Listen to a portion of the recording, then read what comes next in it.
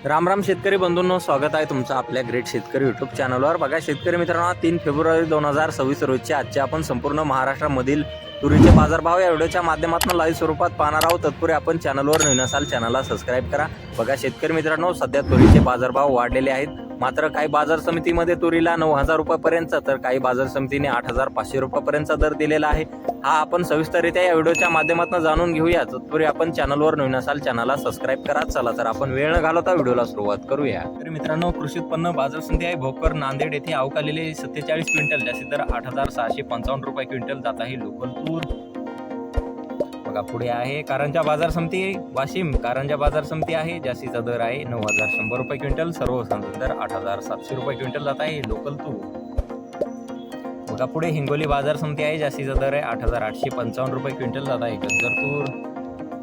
बघा पुढे आहे अकोला बाजार समिती, जास्तीत दर 8,925 रुपये क्विंटल जात आहे लाल तूर।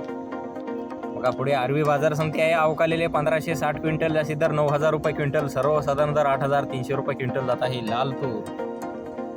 बघा पुढे नागपूर बाजार समिती आहे, जास्तीत दर 8,550 रुपये क्विंटल जात आहे लाल तूर।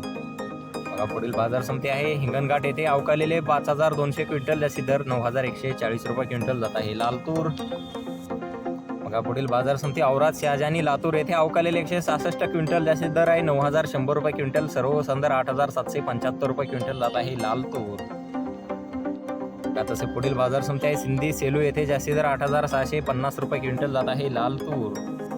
बघा पुढे आहे परतूर बाजार समिती, जास्तीचा दर आहे 8,225 रुपये क्विंटल जात आहे पांढरा तूर।